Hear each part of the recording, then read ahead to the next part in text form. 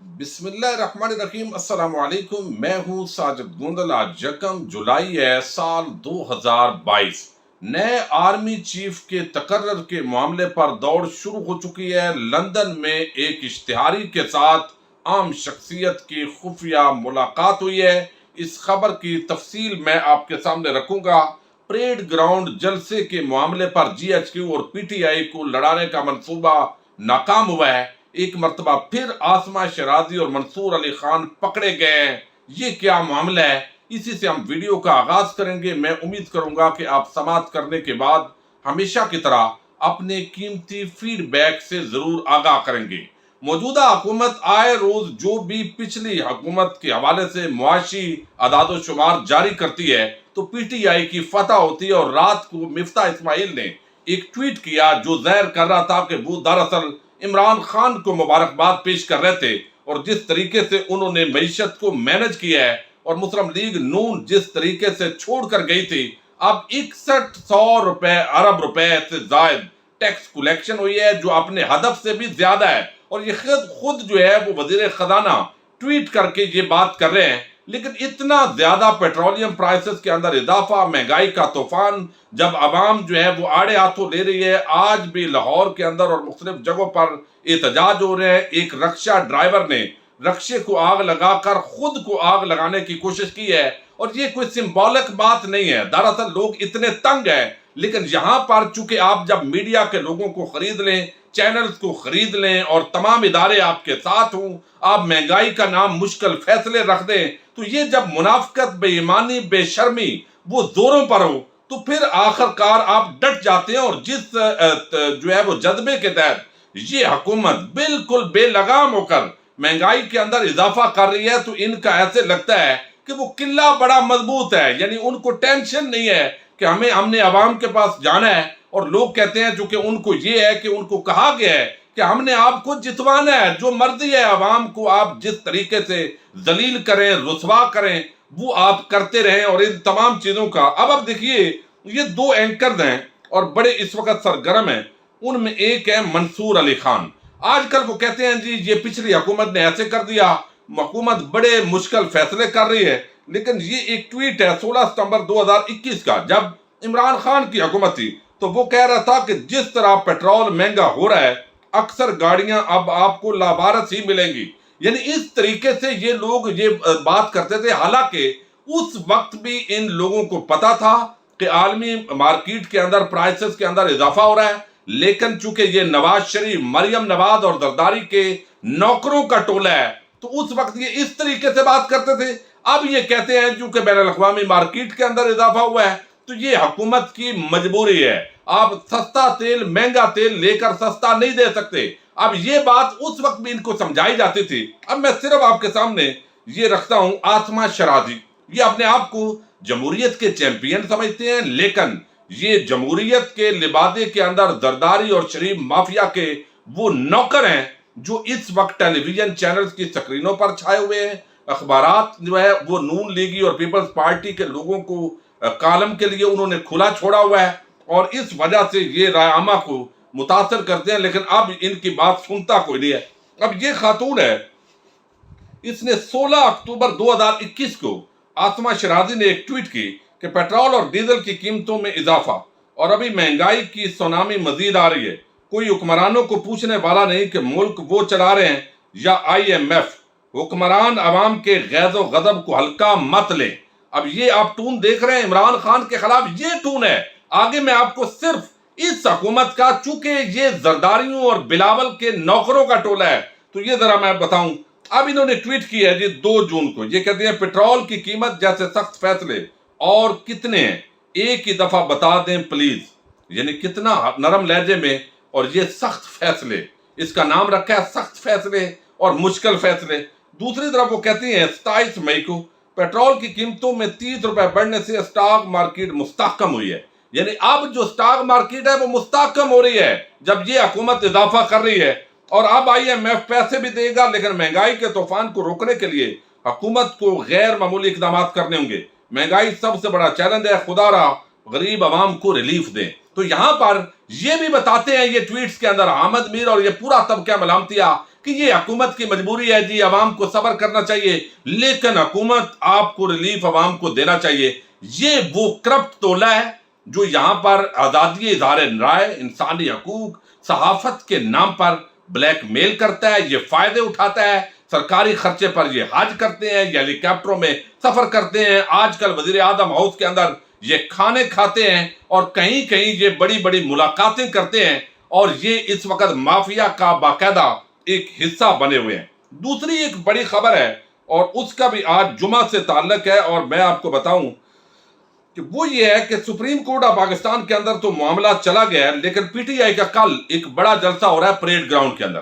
انتظامیہ نے ان کو اجازت نہیں دی۔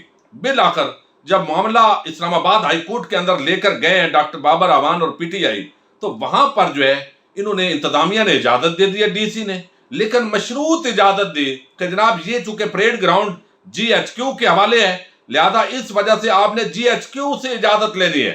تو یہ مشروط اجازت دینے کے بعد دراصل یہ ارادہ تھا کہ جی ایچ کیو اور پی ٹی آئی کو آمنے سامنے کیا جائے اور ان پر ملبہ ڈالنے کی کوشش کی جائے۔ اب وہاں سے جو قرب و جوار ہے، اب دیکھیے یہ کس طرح کی جمہوریت ہے، اور کوئی بے شرم جو طبقہ ہے صحافیوں کا، وہ اس حکومت کی مذمت نہیں کر رہا کہ بھائی وہ پی ٹی آئی ایک سیاسی جماعت ہے اور اس کو جمہوری حق حاصل ہے، وہ جلسہ کرے پریڈ گراؤنڈ کے اندر، کیا مسئلہ ہے؟ پہلے جب ڈی چوک کی بات کرتے ہیں تو آپ کہتے ہیں پریڈ گراؤنڈ میں کر رہے ہیں، اب وہ پریڈ گراؤنڈ میں کر رہے ہیں تو آپ روڑے اٹکا رہے ہیں اور اداروں کو لڑانے کی کوشش کر رہے ہیں پی ٹی آئی کے ساتھ۔ تو جسٹس عامر فاروق جو ہے، یہ صدر ہے اسلام آباد کے پی ٹی آئی کے علی نواز اعوان، انہوں نے یہ درخواست دائر کی اور انہوں نے بتایا کہ ہم نے ڈی سی کو درخواست دی لیکن عمل درآمد نہیں ہوا۔ اب وہ ان کو مشروط اجازت دے دی جی ایچ کیو کا عنوان لے کر۔ اب اطلاعات آئی ہیں کہ ان کی اپروول جو ہے باضابطہ ہو گئی ہے، نوٹیفیکیشن جاری کر دیا گیا ہے، حالانکہ یہ سارا علاقہ جو ہے وہ ایل ڈی اے کے سی ڈی اے کے انڈر ہے، نہ کہ جی ایچ کیو کے۔ یہ سینئر جو وکلاء ہے وہ سوال اٹھا رہے ہیں، تو ایک مرتبہ پھر جی ایچ کیو اور پی ٹی آئی کو یہ لڑانے کا جو منصوبہ ہے وہ ناکام ہوا ہے۔ وہاں سے پوسٹر ہٹانے کی انتظامیہ نے کوشش کی جو جلسے کے تھے، لیکن اس طرح کے ہتھکنڈوں سے کیا آپ کامیاب ہو سکتے ہیں؟ یہ کامیابی نہیں ہے، یہ آپ کی جو نام نہاد جمہوری حکومت ہے اس کی کلی کھل گئی ہے پوری طرح۔ اب ایک اور بڑی خبر ہے، اور وہ خبر یہ ہے کہ یہاں پر ارشد شریف جو ہے انہوں نے ایک ہنٹ دیا ہے، اور یہ معاملہ بڑا پیچیدہ ہے۔ یا تو دیکھیے army chief general Qamar Javed Bajwa جو ایک مرتبہ ایکسٹینشن لے چکے ہیں، اور یقینی طور پر جو D G I S P R ہیں انہوں نے اعلان کیا تھا اور پریس کانفرنس کے اندر کہ بالکل کیٹاگوریکلی ہم کہہ رہے ہیں کہ army chief general Qamar Javed Bajwa کسی ایکسٹینشن کا ارادہ نہیں رکھتے اور وہ ایکسٹینشن نہیں لیں گے۔ یہ واضح اعلان ہونے کے بعد بھی پتہ نہیں کیوں بار بار اس طرح کے سوالات اٹھتے ہیں۔ میں ذاتی طور پر سمجھتا ہوں کہ جس طرح کا ایک عوام کے اندر امیج بن گیا ہے ہماری ملٹری لیڈرشپ کا کہ شاید وہ بالکل ایکسٹینشن لیں گے ہی نہیں، لیں گے تو شاید افورڈ نہیں کر سکیں گے، تو یہ معاملہ تو ایسے لگتا ہے۔ لیکن اب نیا آرمی چیف کون ہوگا؟ ایک تو army chief general Qamar Javed Bajwa کی آج وزیر اعظم کرائم منسٹر جو شہباز شریف ہیں ان کے ساتھ ملاقات ہوئی ہے، اور ملاقات کے اندر ظاہر ہے علاقائی ملکی سلامتی اور یہ چیزیں میڈیا کے اندر نشر کی جاتی ہیں، ہم اسی کو سمجھ لیتے ہیں کہ معاملات ڈسکس ہوئے ہیں۔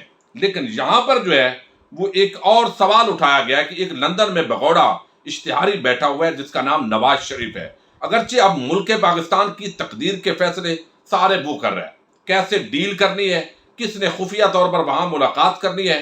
ارشد شریف جو ہے انہوں نے ایک بات کی ہے، وہ میں آپ کے سامنے رکھنے جا رہا ہوں۔ اس کے اندر یہ بھی ایکسٹینشن کا معاملہ بھی اور نئے آرمی چیف کی تقرری کے معاملے پر اب دوڑ شروع ہو چکی ہے، ملاقاتیں ہو رہی ہیں، مشاورت ہو رہی ہے، وہ بتایا گیا ہے۔ ارشد شریف کہتے ہیں اپنی تقرری کے لیے آشیرواد لینے کا سلسلہ شروع ہو گیا۔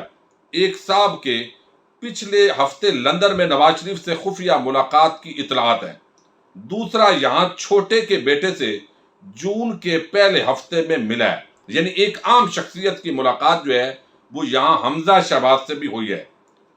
تقرری کے لیے آشیرواد کے بعد باپ بیٹے کی حکومت قائم رکھنے کے لیے مکمل حمایت کا وعدہ کیا گیا ہے۔ شریف ڈاکٹرائن ظاہر ہے اتحاد احسن جو ہے وہ بتاتے ہوتے ہیں کہ میاں شریف صاحب جو ہے وہ جیسے چابی دیتے تھے بی ایم ڈبلیو کی اور ان کو کہتے تھے آئیں ہمارے گھر آئیں، اور یہ پکا جو ہے یہ میرا چوتھا تیسرا بیٹا ہے ماشاءاللہ، जिंदा बात, जबरदस्त। तो वो चाहते थे कि इनसे बना कर रखो मिलिट्री जो आर्मी चीफ है, ताकि किसी किस्म का जो तनाजा है वो पैदा ना हो। तो इसको शरीफ डॉक्ट्राइन और खरीदो फरोख्त का जो सिलसिला वो करते थे वो दिया जा रहा है। वो कहते हैं कि ये मुलाकातों का सिलसिला यहाँ पर शुरू हो गया है। लेकिन आगे वो जो है वो एक बात करते हैं, वो कहते हैं मुझे, वो कुछ तस्वीर उन्होंने शेयर की हैं कि मुझे लंबी एक्सटेंशन तार चाहिए। एक सिंधी दोस्त ने देने का वादा किया है, लंदन वाले दोस्त ने पैगाम भेजा है कि कुछ बंदोबस्त करते हैं, क्या मैं इन पर एतबार करूं कि ये मुझे लंबी एक्सटेंशन तार देंगे?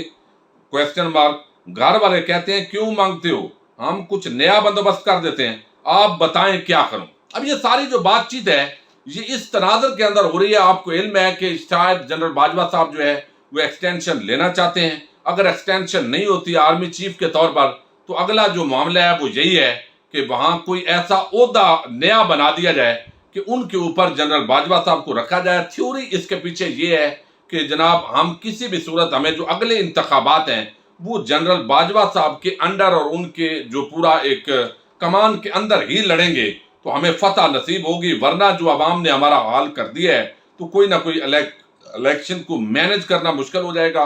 नई लीडरशिप जो है वो अवाम का रद्द-ए-अमल देखेगी या हमारे साथ कोई सौदेबाजी होती है। ये सारी जो चीजें चल रही हैं इसी तनाज़ुर के अंदर ये कुछ आप इल्जामात कह लें, कुछ इस तरह की गुफ्तगू, इस तरह की मुलाकातें और दौड़ का सिलसिला जो है वो अरशद शरीफ ने अपने ट्वीट्स के जरिए, कुछ और लोग भी इस तरह दावा कर रहे हैं, वो दौड़ शुरू हो गई है। और ज़ाहिर है अगला महीना जो है वो इंतहाई अहमियत का हमल है और नवंबर के अंदर जो है ये हतमी तौर पर अनाउंसमेंट होनी है। तो army chief general Qamar Javed Bajwa की एक्सटेंशन होगी या नया आर्मी चीफ अपॉइंट होगा या एक नया ओहदा जो है वो क्रिएट किया जाएगा। इस हवाले से लंदन के अंदर मुलाकात का सिलसिला शुरू हो चुका है। ये बड़ी बदनसीबी है कौम की, लेकिन अरशद शरीफ का ये दावा अगर गलत है तो इसकी ज़रूर तरदीद आनी चाहिए। इजाज़त दीजिए, अल्लाह हाफ़िज़।